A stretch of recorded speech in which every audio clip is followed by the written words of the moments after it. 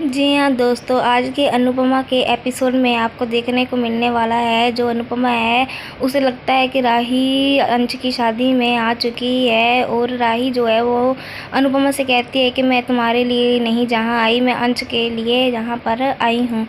तो अनुपमा राही से कहती है कि जितना टाइम अंश की शादी चल रही है उतना टाइम तुम कोई भी तमाशा मत करना। तो राही जो है वो मान जाती है, तो वो आपस में हाथ मिला लेती है और कहती है कि जे कुछ मैं सब अंश के लिए ही कर रही हूँ।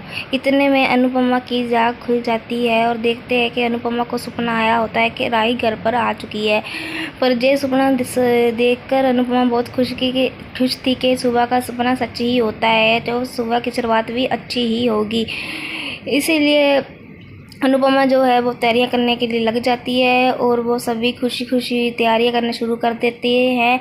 अनुपमा है जो वो तैयारी करते करते नाचने लग जाती है, तो बा कहती है कोई बात नहीं, तुम अपने रिहर्सल भी जारी कर सकती हो, मुझे कोई प्रॉब्लम नहीं है।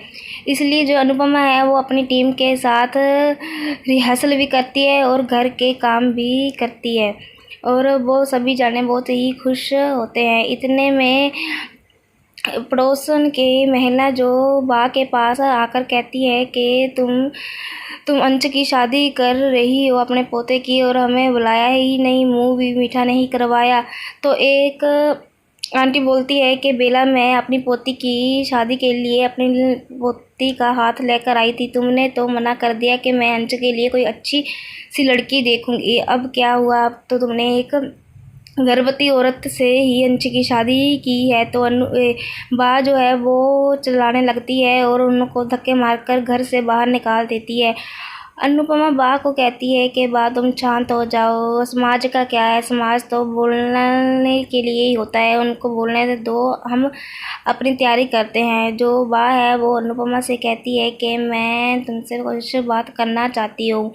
तो बा जो है वो अनुपमा से कहती है कि मैं तुम्हारे कहने के लिए शादी तो मान चुकी हूँ, पर मुझे लगता है कि ये शादी भी ज़्यादा टाइम टिक नहीं पाएगी, क्योंकि हमारे घर पर कोई भी शादी ज़्यादा टाइम टिक नहीं पाई, तुम्हारी वनराज की भी नहीं टिक पाई और किसी और की भी नहीं।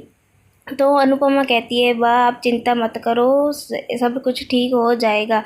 तो बा कहती है कि वनराज ने भी काव्या का बच्चे को स्वीकार नहीं किया था, मुझे लगता है अंश भी ऐसा ही करेगा। वो शुरू में तो अच्छा है पर बाद में उसे भी लगने लग जाएगा कि गौतम का ही बच्चा है। पर अनुपमा कहती है कि वाह, आप हमारा अंश वनराज जैसा नहीं है, वो बहुत अलग है, वो अपनी जिम्मेदारियों से नहीं भागेगा।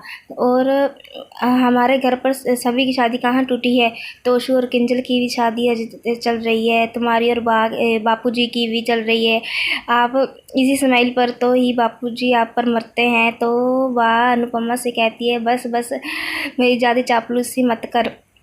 जो फिर वाह होती है वो खुश हो जाती है, मैं बस यही चाहती हूँ कि ये शादी बढ़िया तरीके से हो जाए, कोई भी रुकावट ना आए। जो फिर तैयारियां करनी शुरू कर देते हैं, वह प्रोग्राम शुरू हो जाता है। जो अंश अनुपमा से कहता है कि जे राही भी आ जाती तो मेरी ये बहना प्रोग्राम में होती तो मुझे बहुत खुशी होती। और फिर वो किंजल भाभी से पूछता है कि आपकी परी से बात हुई, तो किंजल कहती है कि नहीं, मेरी उसके परी से कोई बात नहीं। इतने में राही माही परिवार आ जाते हैं, ते पूरा परिवार भी आ जाता है। ये सब देखकर अंश और बाकी सब बहुत खुश हो जाते हैं कि परी, राही और माही शादी पर आए हैं। तो अंश है बहुत खुश हो जाता है, वो भागकर उन्हें को मिलने के लिए जाता है और राही से कहता है धन्यवाद, तुम हमारी खुशी में शामिल हुई। अनुपमा जो है वो आरती की थाली लेने के लिए जाती है और कहती है कि मेरे जमाई आए हैं, मैं आरती करूँगी। और राही बोलती है कि हम तुम्हारे लिए नहीं, हम अपने भाई की शादी में आए हैं, कोई गलतफहमी मत पाल लेना। फिर अनुपमा पीछे हट जाती है और वो तीनों जानी अंश से मिलने लग जाती है और अंश कहता है मैं आपको वो देखकर खुश हूँ। तो प्रेम बोलता है कि हम भी जहाँ पर आए हैं हमें भी मिल लो ना। तो फिर अंश प्रेम से भी मिलता है, राजा से भी मिलता है। ये सब देखकर किंजल और बाकी सभी परिवार वाले बहुत ही खुश होते हैं और बापूजी भी बहुत खुश होते हैं। इतने में राही जो है, जो उसके पिता प्रार्थना के पिता ने लहंगा और सामान भेजा था, वो अंदर बुला लेती है। सभी वो सामान देखकर बहुत ही हैरान हो जाते हैं। तो राही कहती है कि जे पिताजी ने प्रार्थना के लिए, अपनी बेटी के लिए आशीर्वाद भेजा है। प्रार्थना देखकर बहुत खुश होती है, पर प्रार्थना जो है वो ये सब कुछ लेने के लिए मना कर देती है। और राही कहती है, नहीं प्लीज़, मैं तुम्हारे मायके की तरफ से आई हूँ, तुझे सब लेना ही होगा। पर प्रार्थना जो है वो कहती है कि नहीं, मुझे ये सब की ज़रूरत नहीं, मुझे बस पिताजी का आशीर्वाद ही चाहिए है। और फिर राही कहती, पिताजी का आशीर्वाद ही तो है। तो प्रार्थना कहती है कि मुझे लहंगा ही दे दो, मुझे उसी से ही खुश हूँ और कुछ नहीं चाहिए। ये सब अनुपमा देखकर बहुत खुश होती है कि उनको किसी चीज़ की ज़रूरत नहीं है। और राही कहती है, नहीं प्रार्थना, तुम्हें ये सब कुछ लेना ही होगा। पाखी भी कहती है, प्रार्थना तुम ये सब कुछ ले लो। तोशु भी कहता है, घर आई लक्ष्मी को नहीं मोड़ना चाहिए, तुम ले लो। अंश कहता है कि नहीं, जैसा प्रार्थना को ठीक लगे वो वैसा ही करेगी। अनुपमा भी कहती है कि जैसे प्रार्थना की इच्छा होगी वो वैसे ही करेगी, हम कुछ नहीं कहेंगे। फिर तोशु बोलता है कि मेरी सास ने मुझे भी पेंट हाउस गिफ्ट किया था और मेरी बीवी ने उसे लिया नहीं, आज देख लो मैं कहाँ पर हूँ। ये सब मेरी बीवी की ही मेहरबानी है, अंश तुम जे गलती मत करना। तो प्रार्थना का चाचा बोलता है कि बा आप ही प्रार्थना को समझाओ ना, जे भैया का आशीर्वाद है और ले ले। तो बा कहती है, वे उसके पिता और उसके बीच की मामला है, हम नहीं कुछ कह सकते।